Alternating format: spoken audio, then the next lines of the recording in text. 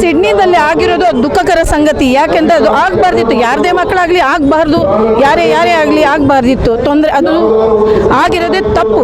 ಆದರೆ ಸಮಸ್ಯೆ ಏನಾಗಿರೋದು ಅಂತ ಹೇಳಿದರೆ ಅಲ್ಲಿ ನಡೆದಿರೋದು ಹೇಗಾಯಿತು, ಯಾರಿಂದ ಆಯಿತು, ಅದರಲ್ಲಿ ಸೇವ್ ಮಾಡಿದ್ರು ಯಾರು ಸೇಫ್ ಮಾಡಿದ್ರು ಅದನ್ನು ತೋರಿಸ್ಬೇಕು. ಬಾಂಬ್ ಹಾಕಿದವರು ಮುಸ್ಲಿಮ್ಸ್ ಅಂತಾರೆ, ಶೂಟ್ ಮಾಡಿದವರು ಮುಸ್ಲಿಮ್ಸ್ ಅಂತಾರೆ.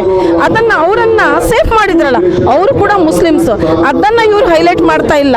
ಎಲ್ಲ ಸಮುದಾಯದವರಿಗೆ, ಎಲ್ಲ ಮುಸ್ಲಿಂ ಸಮುದಾಯದವರಿಗೆ ಕೂಡ ಅವರು ಬೈತಾ ಇದ್ದಾರೆ. ಎಲ್ಲರನ್ನೂ ಬೈಬೇಡಿ, ಯಾರು ಮಾಡಿದಾರೋ ಅವರು, ಯಾವುದೇ ಧರ್ಮ ಯಾವುದೇ ಸಮುದಾಯ ಯಾರಿಗೂ ಹೇಳ್ಕೊಡಲ್ಲ. ಯಾವುದೇ ಧರ್ಮ ಹೇಳಿಕೊಡುತ್ತಾ ಅವರನ್ನು ಹುಡಿ ಬಡಿ ಅಂತ ಹೇಳ್ಬಿಟ್ಟು, ಯಾವುದೇ ಹಿಂದೂ ಧರ್ಮ ಹೇಳುತ್ತಾ, ಕ್ರಿಶ್ಚಿಯನ್ ಧರ್ಮ ಹೇಳುತ್ತಾ, ಮುಸ್ಲಿಂ ಧರ್ಮ ಹೇಳುತ್ತಾ, ಯಾವ ಧರ್ಮ ಹೇಳಲ್ಲ.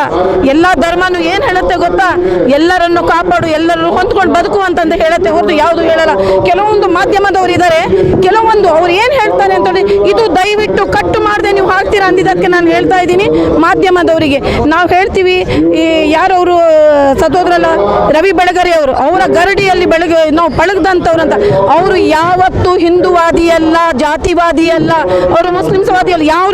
ಯಾವುದೇ ಜಾತಿ ಧರ್ಮದ ಬಗ್ಗೆ ಅವರು ನೋಡಿಲ್ಲ, ಅವ್ರು ನೋಡ್ತಾ ಇರಲಿಲ್ಲ. ಆತ ಒಳ್ಳೆ ಹೋರಾಟಗಾರ, ಅವರ ಗರಡಿಯಲ್ಲಿ ಬೆಳೆದಂಥವ್ರು. ಇವ್ರುಗಳು ಏನ್ರಿ ಮಾಡ್ತಾ ಇದ್ದಾರೆ ಇವರು, ಅವ್ರ ಗರಡಿ ಹೆಸರು ಹೇಳ್ಕೊಂಡು? ಖಂಡಿತವಾಗಿಯೂ ಅಲ್ಲ, ಅದು ತಪ್ಪು ಹೇಳ್ತಾ ಇರೋದು. ಅವ್ರು ಜಾತಿವಾದಿ ಅಲ್ಲ. ಇವ್ರು ಹೇಗೆ ಜಾತಿವಾದಿ ಬಗ್ಗೆ ಮಾತಾಡ್ತಾರೆ ಇವರು?